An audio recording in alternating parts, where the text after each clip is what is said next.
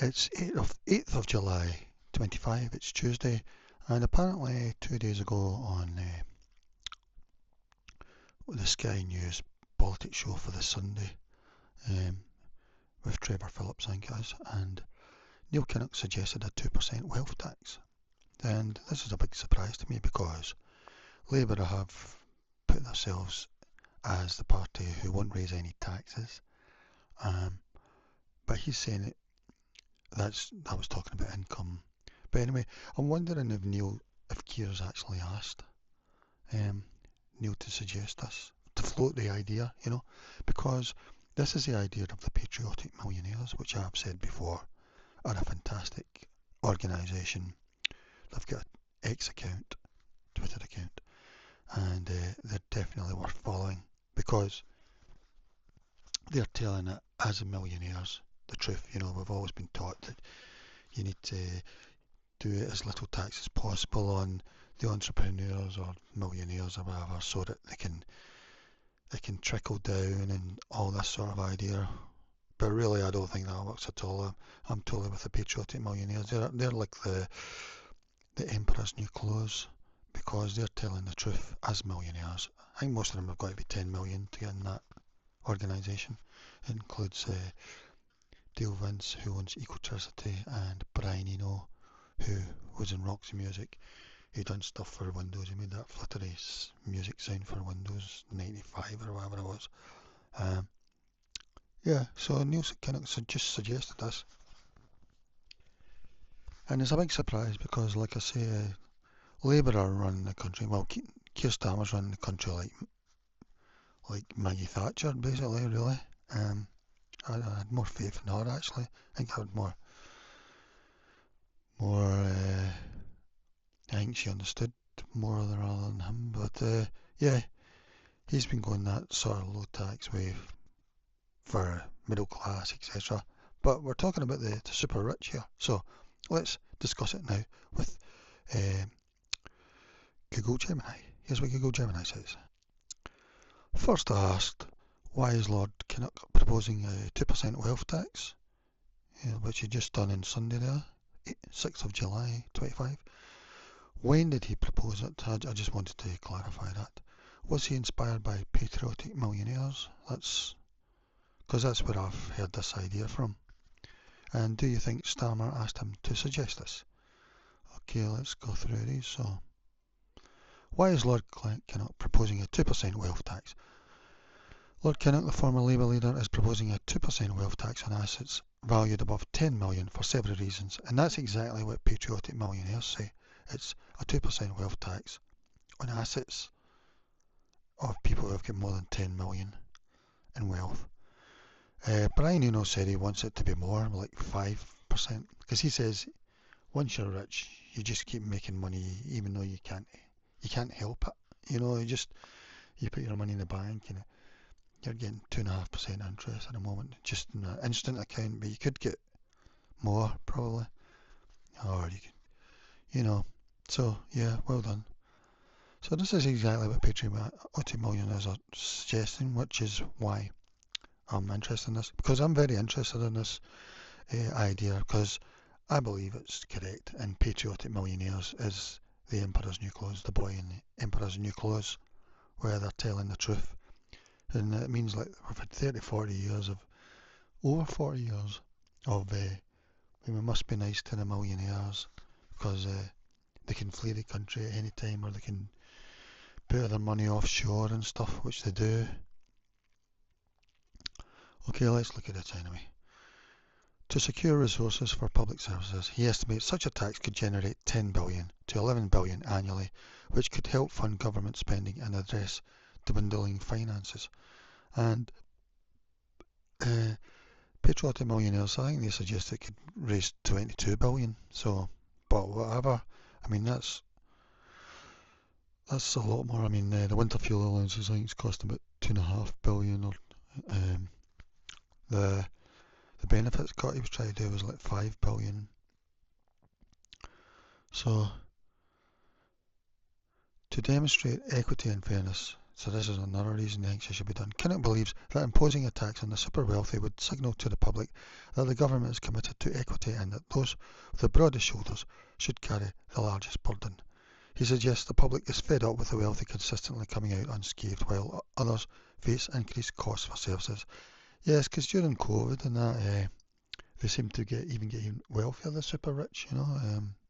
I don't understand why. And even after the big crash of 2008, because I thought the crash of 2008, if I was a multi-billionaire, I would have said, right, I'm going to give you a billion, I'm going to give the government a billion. Who else wants to be in this billion club, you know, to bail out the country? Because I think at that time, the banks had got themselves into lending, house buying, and then they get into these sort of things that they didn't understand, sort of bonds and things to do with the American market. Lots of people had been given money for a house, to buy a house in America. They couldn't afford it really. Then at some time the music stopped and everyone didn't know who had all the debt and all that. I mean, I think all the building societies in Britain that went public, they became banks. I think they all just vanished at that time, every one of them. Yeah, so this is what Neil Kinnock's saying. And then the third reason, to address wealth inequality, he notes that asset values have gone through the roof in the past 20 years, while real incomes in economies have stagnated. A wealth tax could help rebalance the system, especially as much of the UK's wealth is held in assets, often taxed at lower rates than income from work. Yeah, because people can also say that they're a business rather than an employee, so that they can get the 20% 20% business tax or something rather than 32% or whatever it is now. And BBC News readers were doing that, weren't they? Yeah, because Dovan says this as well. It says that why do we tax people who make money with their hands, you know, actually doing things, rather than people who just have just accrued money. They're not actually maybe even doing anything. Yeah, it doesn't make sense really. To me, I mean, billionaires shouldn't exist. I don't know how you make them not exist. But really, and as apparently in Britain, 52 families own more wealth than the rest of us all put together. And so he's looking at to gain public support. Kinnock argues that such a massive measure would commend themselves to the great majority of the general public. Yes, it would, because I think we've seen a poll saying that the public are in favour of this, and we've also seen a poll amongst millionaires that say they're in favour of it. 85%, I think, said they were in favour of it. I don't know if that means multi-millionaires, you know, because a million's not a lot anymore, especially if you're in London. Suggesting it would be a politically popular move. He feels that current Labour policies have been obscured by other issues and that an asset tax could make the government's accomplishments more visible. Yeah, I think that's true, you know, really. As I've said many times, I don't believe in parties and hampers. I believe in issues, and we should have direct democracy. We should be voting on issues. The way you could do it just now, I don't believe in the first past the post, but the way you could do it just now is that your MP could ask you every time there's a bill or a vote of conscience. They could say, how should I vote in this? And you could give your vote in. But no, they don't do that, do they? Yeah, I don't think this current system we've got works, so it is a surprise. I'm wondering if Patriotic Millionaires has been his inspiration.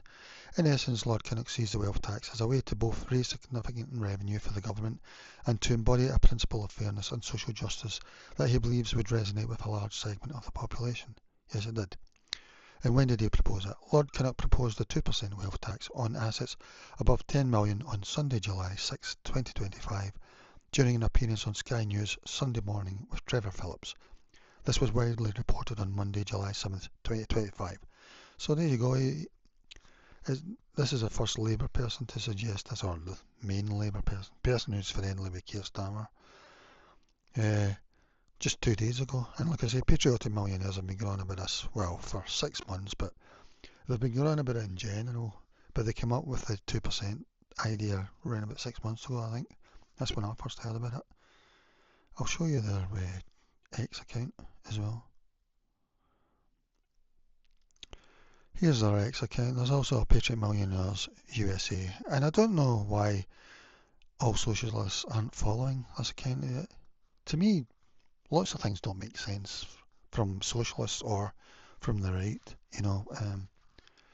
and this is one of the things. Every left-leaning person should be following Patriotic Millionaires because they do more damage to the right on this, like the Tories and Reform, than the socialists, the far left, Jeremy Corbyn, etc. Because this is millionaires telling you, like, we want more tax the super rich. Yeah, they're definitely worth following. There's an email. 75% of Britons would support a wealth tax, and that's a 2% wealth tax. And this is YouGov just asked this question, and even in Reform, let's see, 32% strongly support. This is Reform we're talking about. 23% somewhat support, so that's 55%. 15% somewhat oppose. 19% strongly oppose, and I'm guessing that Nigel Farage strongly opposes, so that he's with that 19%. See, these polls sort of drive a massive hole through their positions, because I think we should have polls all the time on this. We should have polls, and like I say, we should have direct democracy like Switzerland. We should have proportional representation.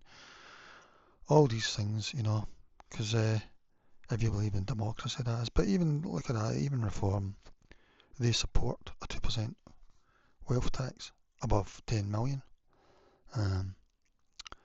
So amongst all, it's 49% strongly support, 26% somewhat support, and I suppose that strongly support, you've got Tories at 31, Labour at 63, Lib Dems at 56. I'm surprised the Lib Dems are so low. I would have thought they would have been even higher than Labour.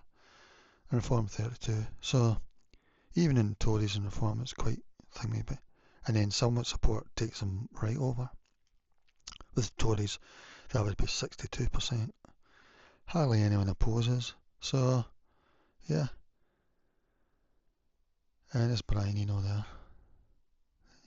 Yeah, they had a sort of day at Parliament about 2 months ago or something. Yeah, it's definitely worth following this, because they're telling you, they're letting the cat out of the bag, really. Don't listen to the Tories or Reform on this, or the think tank. Okay, back to this. Was he inspired by Patriotic Millionaires? While Lord Kinnock's recent proposal for a wealth tax aligns with the general sentiment of groups like Patriotic Millionaires, there is no direct evidence or statement from him explicitly stating he was inspired by them. However, there is a clear convergence on their arguments. Shared goal, both Lord Kinnock and Patriotic Millionaires, both in the US and UK, advocate for the wealthiest in society to contribute more through taxation. Rationale, they both emphasise the need for greater equity, the funding of public services and addressing extreme wealth inequality. Patriotic Millionaires, UK for example, states their mission is to leverage the voice of wealth to build a better Britain by changing the system to end extreme wealth and make those with it make their fair and proper contribution. This strongly echoes Kinnock's points about fairness and broadest shoulders. Public support. Both also highlight that such measures would likely be popular with the general public. It's more accurate to say that Lord Kinnock's proposal is a manifestation of a growing movement and public sentiment, of which Patriotic Millionaires are a prominent voice, that believes wealth taxation is a necessary and fair way to address current economic challenges. His background as a Labour leader with a long history of advocating for social justice also naturally leads him to such positions. Personally, I think it's the best thing he's done, and he's just been following Patriotic Millionaires, I think.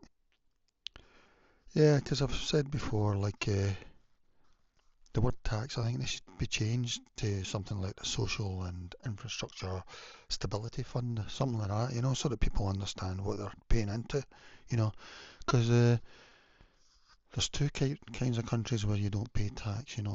There's ones where it's just absolute anarchy, and then there's other ones like Singapore, which I think if people went there, I'm not sure they would like it that much. But also places like Dubai and that. But I'm not sure how much tax you pay there or whatever. But they should change the word because it's sort of harsh sounding. I think that's part of the problem, because the Tories and Labour changed all the words for benefits, like unemployment benefit became job seekers allowance, etc., etc. Now we've got universal credit, which nobody understands what it actually means. Uh, but the previous names were too nice. We should do the same for tax. Especially like, I mean, I would personally like to try and do away with income tax for the lower paid. And both sides have been doing that. The Lib Dems were the first to do that in 2010. That was their idea to the Tories. And in 2015, the Tories got all the credit for it. The Lib Dems get hammered. And now the Reform are saying they want it to be up to 20,000. You can get that. But people are saying, well, you just can't. The money doesn't add up. Well, this is one way the money would add up, but Reform would never do that because really they are the party of the rich, to be honest, to be fair. I don't mean that in a bad way because I would vote for Reform on an issue, Reform or Advance.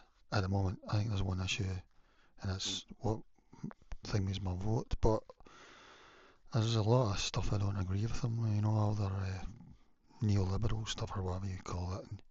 And, I'm talking liberal in the sense of America, where that means, no, does that mean ones that don't like tax? Or whatever? I can't remember. Oh, no, it's the opposite, maybe, I don't know. Anyway, back to this now. Do you think Starmer asked him to suggest this? Yeah, because I'm wondering if this is Starmer wants Neil Kinnock to float it on the news programmes, to see, just to see what the reaction is, because he's probably wanting to do something to make him likeable, Keir Starmer, because he's done his own things, and a lot of them he's U-turned on, and they were very unpopular because nobody liked him, especially Labour people. I don't know why Labour people voted for him. I mean, really, traditional people, Labour people, I think you should be voting Greens really at the moment if you want to vote sort of socialist or whatever. I don't think people really know what they're voting for really. They just vote for football teams now, really, don't they? Red and blue or whatever. But although it's going to Reform, the Tories are going to Reform, and a lot of Labour as well. I think traditional Labour people at the moment should vote Reform or Advance UK. I think Advance are even better. Not on overall, but on one issue anyway. And I think that's the only thing that matters at the moment. But this is an issue that interests me as well. So let's see what it said. It's highly unlikely that Keir Starmer directly asked Lord Kinnock to propose a wealth tax. Here's why. I think he did. Anyway, official Labour stance. The official line from Downing Street and Chancellor Rachel Reeves has consistently been to rule out a wealth tax. That's because they're idiots. They're trying to be they were trying to out-Tory the Tories on tax. Just yesterday, Keir Starmer's spokesperson, when asked about Kinnock's comments, reiterated that the government is committed to the wealthiest in society paying their share in tax, and pointed to existing measures like closing non-dom loopholes and taxes on private jets. However, the spokesperson also referred back to Rachel Reeves' previous statement that we are not going to be bringing in a wealth tax, suggesting a reluctance to deviate from that.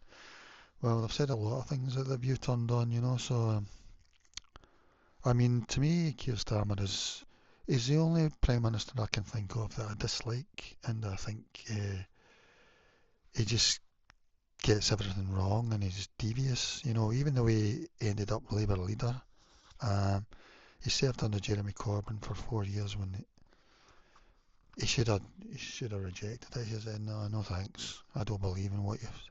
Instead, he'd done a total U-turn. He said, I don't know how the Labour members back then voted for him anyway. I couldn't understand it. But he's devious. His instinct's wrong. He's unlikable. He's like a harsh dad, and then when you're growing up, you think, my dad was harsh, and he was wrong as well, because you're thinking, well, he was quite a harsh dad, but he was right, But in this case, he's a harsh dad, and he's wrong, and that's how it sort of comes across. Um, so he's the only prime minister that I've really disliked, and that includes probably even Liz Truss, really, which is amazing. Um, Starmer's prior position. Keir Starmer has generally moved Labour away from significant tax hikes on the wealthy that were prominent under Jeremy Corbyn's leadership. It should be remembered that Jeremy Corbyn in 2017, I think, either second or third highest vote in the last 30 years, I think. I think Theresa May was first in 2017. John Major was second in 92, and Corbyn was third. I think I could be wrong with that actually. I'm not sure, but I'm not talking about in seats. I'm talking about in votes. So he was very popular, and he was more popular than Keir Starmer. He got more votes both times, even in 2019 when he lost badly in seats. Yeah, and I remember in 2019 they were going to the electorate saying they wanted a second referendum for Brexit, and that was Keir Starmer was the minister for Brexit, shadow minister for Brexit. So it was his idea that really probably sunk them in 2019. So I really dislike him, and he just gets everything wrong. So I wonder if he is floating this. So, while he talks about those with the broadest shoulders carrying the largest burden, his government's focus has been more on targeted measures rather than a broad wealth tax. Kinnock's motivations. Lord Kinnock himself explicitly stated that he believes Labour's current accomplishments are being obscured by other issues and that a wealth tax would be a substantial gesture in the direction of equity, fairness that would commend themselves to the great majority of the general public. This suggests he's acting based on his own long-held principles and strategic assessment of public sentiment, rather than as a mouthpiece for the current leadership. Well, who knows? But even in '92, he was too scared to do anything really, and people just didn't like him that much. I mean, I wasn't fond of him, but I didn't dislike him like I dislike Keir Starmer. Union pressure. It's worth noting that some of Labour's biggest union backers, like Unison, have openly supported the call for a wealth tax. This indicates a broader internal Labour discussion, with Kinnock's perhaps aligning with these voices rather than being directed by Starmer. I'm not sure how much the unions matter to the Labour elite. I mean, I wouldn't bother about them. That's another reason I would vote for Greens, really. While it's possible that Kinnock's comments create a trial balloon effect, allowing the government to gauge public and party reaction without formally committing, it's more probable that Kinnock's expression has independent views as a respected elder statesman of the Labour Party. His intervention puts pressure on Starmer and Reeves, who are grappling with public finances and backbench and union discontent over welfare reforms. Personally, I'm not sure. I think Keir Starmer's asked them to float it because it's a no-brainer, really. It's an obvious thing. So, we'll see. And my motives aren't envy or anything like that. I just think it's common sense, These people have got more money than they know what to do with. It's just dead money as well. If it's sitting in a bank or something or whatever, it's just no use to anybody. They tend to be anti-tax once they become rich, and they'll pay politicians to support that, and they'll pay political, for elections and stuff. It's very sad. I suppose the most obvious one is Elon Musk. The way he's interfered with politics.